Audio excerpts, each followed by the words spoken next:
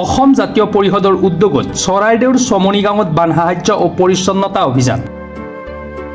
শেহতীয়া ভয়াৱহ বানত দুখ লগাকৈ বিধ্বস্ত হোৱা চৰাইদেউ জিলাৰ গড়মূৰৰ চমনি গাঁৱত আজি অসম জাতীয় পৰিষদৰ এক উচ্চস্তৰীয় প্ৰতিনিধিৰ দল উপস্থিত হয়। দলটোত অজাপৰ সভাপতি লুৰিণজ্যোতি গগৈ, সাধাৰণ সম্পাদক জগদীশ ভূঞা, যুটীয়া সম্পাদক মানিক গগৈৰ লগতে দলটোৰ কেইবাগৰাকীও শীৰ্ষ বিষয়া আৰু সদস্য উপস্থিত থাকে। দলটোৱে বানাক্ৰান্ত ৰাইজৰ কাষত থিয় হৈ অঞ্চলটোৰ সামগ্ৰিক পৰিৱেশ আৰু দুৰ্দশাগ্ৰস্ত ৰাইজৰ অভাৱ অভিযোগৰ প্ৰত্যক্ষ বুজ লয়। কেৱল পৰিস্থিতিৰ বুজ লোৱাতে সীমাবদ্ধ নাথাকি অজাপৰ কৰ্মীসকলে বানৰ পিছত হ'ব পৰা মহামাৰী আৰু দুৰ্গন্ধ প্ৰতিৰোধৰ বাবে অঞ্চলটোত ফেনাইল আৰু ব্লিচিং পাউডাৰ ছটিয়াই চাফ চিকুণ কৰাৰ কামত স্বতঃস্ফূৰ্তভাৱে নিয়োজিত হৈ পৰে। পৰিস্থিতিৰ বুজ লৈ অজাপৰ নেতৃত্বই বানৰ ফলত ক্ষতিগ্ৰস্ত হোৱা কৃষকসকলক পুনৰ সংস্থাপিত কৰাৰ বাবে অসম জাতীয় পৰিষদৰ তৰফৰ পৰা অতি সোনকালে বানাক্ৰান্ত অঞ্চলসমূহত ধানৰ কঠীয়া বিতৰণ কৰা হ'ব বুলি ঘোষণা কৰে। আমি আজি শদিয়া সমষ্টিৰ পৰা প্ৰায় 1400 কঠীয়া আমি আনিছো, কঠীয়া আৰু আমি চেনিটাইজেশ্যন কৰিব বিচাৰিছো, কাৰণ এতিয়া পৰিৱেশটো অতি বিষাক্ত হৈ পৰিব।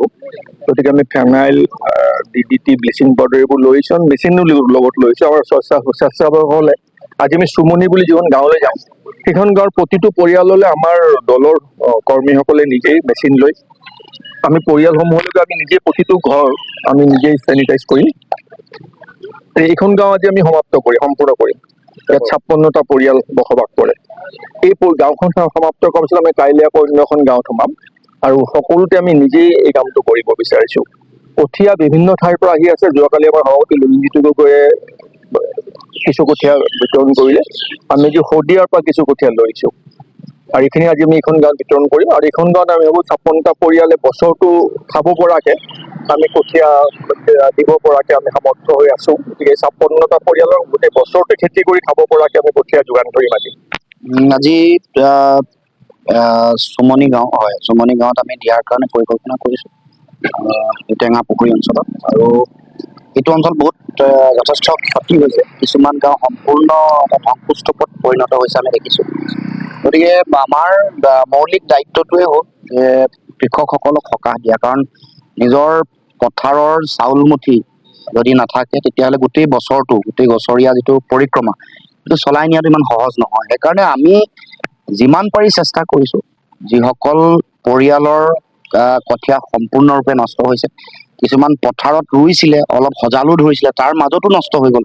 কাৰণ 4-5 দিন একেৰাহে পানী যেতিয়া থাকে, এইটো স্বাভাৱিক যে গোটেই কঠীয়াবোৰ নষ্ট হৈ যায়। তাৰ উপৰিও আমি দেখিছো যে কিছুমান কঠীয়া তলিতে কঠীয়া নষ্ট হৈ গৈছে। গতিকে আমাৰ চেষ্টাটো এইটোৱেই, আমি ইতিমধ্যে 10,000 ফেৰা কঠীয়া আমাৰ সংগ্ৰহ হৈ আছে। আজি 2500 ফেৰা আহিছে।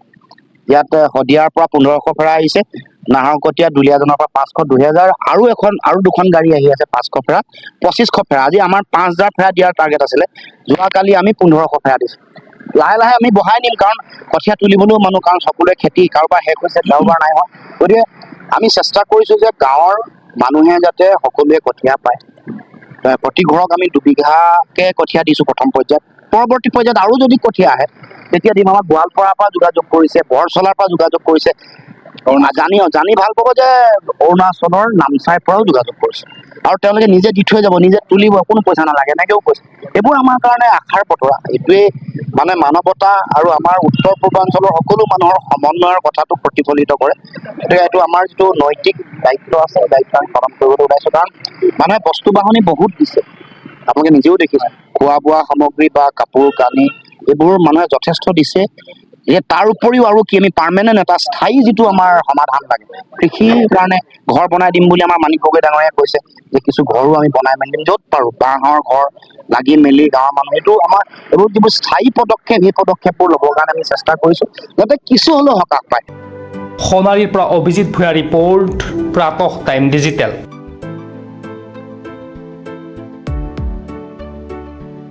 শদিয়াৰ পৰা ধুবুৰীলৈ, বৰাকৰ পৰা ব্ৰহ্মপুত্ৰলৈ সকলোৰে মাজত চিনাকি এটা নাম প্ৰাতঃ টাইম। থলুৱা ভাষা, কৃষ্টি আৰু সত্য বাতৰিৰ আধাৰত প্ৰতিষ্ঠিত খবৰ প্ৰাতঃ টাইমৰ প্ৰতিটো বা বাতৰি পুংখানুপুংখভাৱে চাবলৈ Facebook, YouTube, website, Twitter, Instagram আৰু ব্লগাৰ পেজত লাইক আৰু ফ'ল' কৰক।